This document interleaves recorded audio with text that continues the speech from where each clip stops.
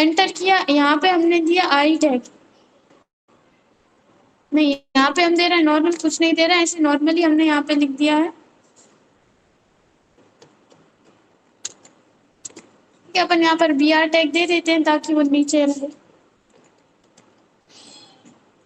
यहाँ पे हमने नॉर्मली कंप्यूटर लिखा हुआ है, इसमें हमने कोई भी टैग नहीं दिया है। तो नीचे हम दे रहे हैं आई टैग, इसमें भी हमने लिखा है कंप्यूटर, और इसको भी हम स्लैश आई से क्लोज कर देंगे। कंट्रोल एस से सेव करेंगे।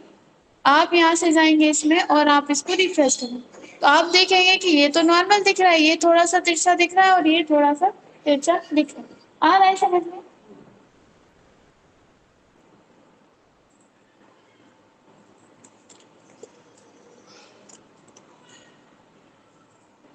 देखिए अभी नॉर्मल दिख रहा है। ठीक है, आप जब इसमें आई टैग लिख देंगे थोड़ा सा ये तिरछा आपको दिखेगा। ठीक है, इसमें और इसमें थोड़ा सा हल्का सा अंतर दिख रहा होगा जहां तक है, बाकी इसमें कोई डिफरेंस नहीं रहता। ईएम टैग में और आई टैग से आप इटैलिक कर सकते हैं किसी भी टेक्स्ट। ठीक है, इसके बाद आता है बिग टैग और स्मॉल टैग। बिग से आप क्या कर सकते हैं, कोई भी टेक्स्ट को थोड़ा सा बड़ा करने के लिए आप बिग टैग दे सकते हैं। जितनी बार आप बिग टैग देंगे उतनी बार ये क्या होगा, बड़ा होता जाएगा। और इसी तरह से स्मॉल करना है तो आप स्मॉल टैग दे देंगे तो वो भी बड़ा होता जाएगा। ठीक है, अपन एक बार बी टैग और दे देते हैं तो थोड़ा सा ये बोल्ड हो जाएगा। लेकिन हम अभी आप देख रहे हैं हमने इन सभी को क्या किया है, सिर्फ स्टार्ट किया, इसको भी स्टार्ट किया। तो ये अब हम जहां तक कुछ भी लिखेंगे तो वो वैसा ही आएगा। लेकिन अगर हमने यहीं पर क्लोज कर दिया होता तो क्या होता, सिर्फ यहीं तक वो फॉर्मेटिंग अप्लाई होती। ठीक है, इसके बाद बिग स्मॉल होगा। स्ट्राइक अभी हमने आपको बता दिया है। स्ट्राइक टैग से क्या होता है, वर्ड्स कटे हुए आते हैं। ठीक है, अब जैसे कि आप कोई प्राइस वगैरह लिखा हुआ देखते हैं, उसमें आते हैं वर्ड्स कटे हुए, तो वो अगर आपको शो कराना है तो उसके लिए आप देंगे स्ट्राइक टैग। लेकिन अगर स्ट्राइक की स्पेलिंग गलत लिखी तो वो एक्सेप्ट नहीं करेगा। अगर आपने सही लिखी तो वो एक्सेप्ट, मतलब कभी कभी ऐसा होता है कि आपका जो प्रोग्राम है आपको पता है हमने सही बनाया है, लेकिन उसमें वो अप्लाई नहीं हो रहा।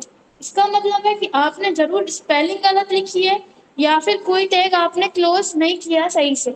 जैसे कि ये है आपने टाइटल क्लोज नहीं किया, मान लीजिए ये टाइटल हमने क्लोज नहीं किया, टाइटल तो लिख दिया लेकिन स्लैश नहीं लगाया,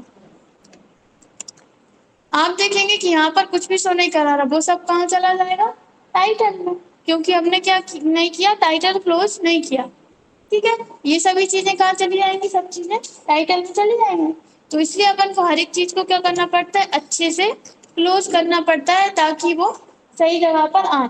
तो आपको बस ये ध्यान देना है क्या आपने स्पेलिंग सही लिखी है, फिर आपको ये ध्यान देना है क्या हमने इसमें जो लिखा, मतलब इसके जो टैग है उनको क्लोज किया है वो सही से किया है या नहीं किया, ये सभी आपको देखना है। फिर अगर ये सही है तो फिर और कुछ प्रॉब्लम ज्यादातर नहीं होती।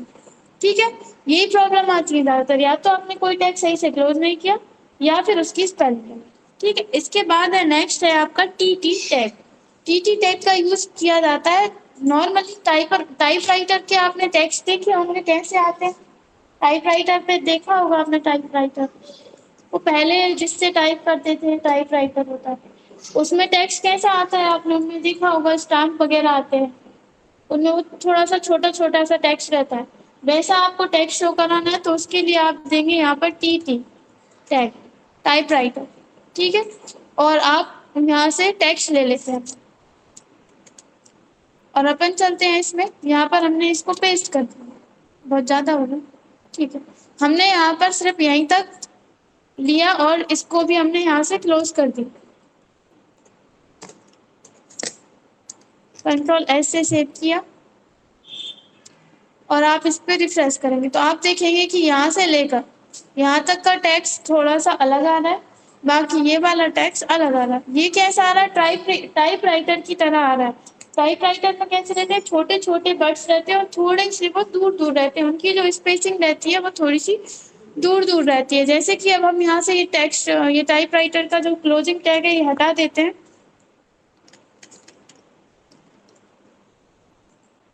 इस तरह से आता है। ठीक है, इसमें ना तो कोई फॉर्मेटिंग अप्लाई होती ना ही कुछ और चीजें अप्लाई होती है, ये नॉर्मली रहता है। क्योंकि टाइपराइटर जो रहता है उसमें जो रहता है कि आप कोई भी फॉर्मेटिंग अप्लाई नहीं करते, मतलब जब आपका कंप्यूटर नहीं आया था तब टाइपराइटर से कुछ भी टाइप किया जाता था, तो इस तरह का दिखता है वो। आप कभी देखना टाइपराइटर से जो भी कुछ भी टाइप किया गया होगा वो इस तरह से टेक्स्ट दिखता है, तो वो आपको यहाँ पर भी शो कराएगा। ठीक है, इसके बाद आते हैं आपके हेडिंग टैग। 6 होते हैं, H1 सबसे बड़ा होता है, H6 सबसे छोटा होता है। ठीक है, इन टैग का यूज करके आप हेडिंग्स दे सकते हैं, जैसे कि आप वर्ड में हेडिंग देते हैं एमएस वर्ड में कि ये जो है हमारी क्या है हेडिंग 1 है, तो उसके लिए आप यहाँ से हेडिंग 1 चूज कर लेते हैं। और जब आपको हेडिंग के अंदर कोई हेडिंग देनी होती है तब आप क्या चूज करते हैं, हेडिंग 2। और उस हेडिंग 2 के अंदर भी कोई हेडिंग देनी है, हेडिंग 3 चूज करते हैं। इसी तरह से आप यहाँ पर हेडिंग टैग यूज कर सकते हैं। आपकी जो मेन हेडिंग रहेगी वो सबसे बड़ी रहेगी, और जब आप हेडिंग के अंदर कोई हेडिंग देंगे, जैसे कि आपने मेन हेडिंग है आपकी कंप्यूटर और उसके अंदर आपने दी हेडिंग लैपटॉप या सीपीयू या इस तरह से, तो वो आपकी क्या है सब हेडिंग है, तो उनमें आप हेडिंग 2 देंगे। और अगर सेम सेम है तो हेडिंग वन देते चले। ठीक है, फॉन्ट का भी बता दिया था। अगर आपको फॉन्ट में कलर देना है तब आप क्या यूज करेंगे, फॉन्ट कलर। अगर आपको फॉन्ट का साइज बढ़ाना है तब आप क्या देंगे, फॉन्ट साइज। और अगर आपको फॉन्ट का जो है साइज बता दिया था, और क्या था, हाँ, अगर आपको फॉन्ट की स्टाइल चेंज करनी है तब आप फॉन्ट चेंज करना है, मतलब जैसे नॉर्मली रहता है अभी एरियल टाइम्स न्यू रोमन या अदर कुछ रहते हैं, ये ये चेंज करना है तो उसके लिए आप देते हैं फॉन्ट फेज। नहीं बताया अभी। अपन यहाँ से टाइपराइटर वाला टेक्स्ट हटा दें। ठीक है, नॉर्मली आपको जब फॉन्ट में कलर देना होता है तो आप क्या करते हैं, जहां से देना होता है वहां पर आप लिखते हैं फॉन्ट। अगर कलर देना है तो आप लिखते हैं फॉन्ट कलर, इक्वल लगाते हैं, कलर लिखते हैं। ठीक है, इसी तरह से अगर आपको फॉन्ट का साइज बड़ा करना है तब आप यहाँ पर लिखते हैं फॉन्ट साइज। ठीक है, और इसका भी आप इक्वल लगाकर साइज लिख देते हैं। इसी तरह से आपको अगर यहाँ पे फॉन्ट का जो है फॉन्ट चेंज करना है, स्टाइल चेंज करना है, तब आप यहाँ पर देंगे फॉन्ट फेस, इक्वल लगाएंगे। किस टाइप का आपको फॉन्ट लेना है, आपको पहले से पता है तो आप वो चूज कर सकते हैं, अगर नहीं है तो आप देख लीजिए यहाँ से, जैसे कि ये है कैलिबर, कैलिबरी टाइप का आपको फॉन्ट लेना है तो आप यहाँ पर उसकी स्पेलिंग सही लिखेंगे, बस आपको इतना ध्यान रखना है। एक बार अपन चेक कर लेते हैं। CALIGR, कैलेब्री।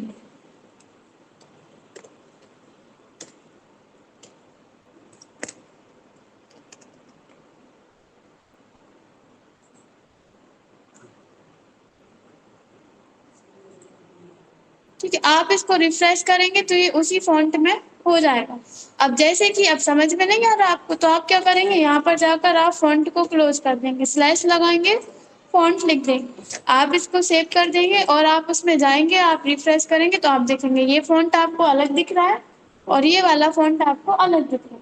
मतलब जिस भी टाइप का आपको फॉन्ट चाहिए आप उसको देख देख सकते हैं। पहले आप यहाँ से अपनी जगह सिलेक्ट करो, आपको मान लीजिए ये वाला फॉन्ट वहां पर देखना है तो आप क्या करोगे, पहले इसको सिलेक्ट कर लो, मतलब आपको इसका स्पेलिंग देखना है, क्या है इसकी स्पेलिंग, अल्गेरियन।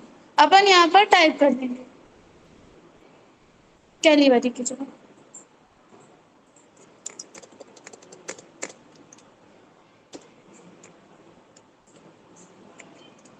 क्या,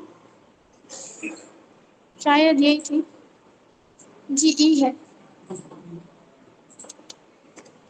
ठीक है, आप इसको सेव करेंगे और आप जाएंगे ब्राउजर में, आप इसको रिफ्रेश करेंगे तो आप देखेंगे कि इतना फॉन्ट कैसा हो गया, जैसा आपने दिया था अल्गेरियन हो गया।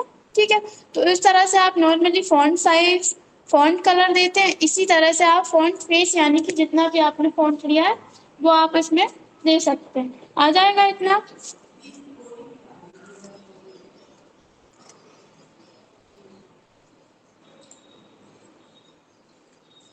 ठीक है, इसके बाद आपका है फॉन्ट फेस हमने बता दिया है, फॉन्ट साइज बता दिया, फॉन्ट कलर बता दिया, विभिन्न टेक्स्ट से प्रभाव, सबस्क्रिप्ट और सुपरस्क्रिप्ट भी बता दिया। अगर आपको ऊपर करना है तो आप देंगे सब, मतलब आपको स्क्वायर लगाना है तो SU भी देंगे, और अगर नीचे आपको सुपरस्क्रिप्ट लिखना है तो आप देंगे, क्या देंगे, SUP।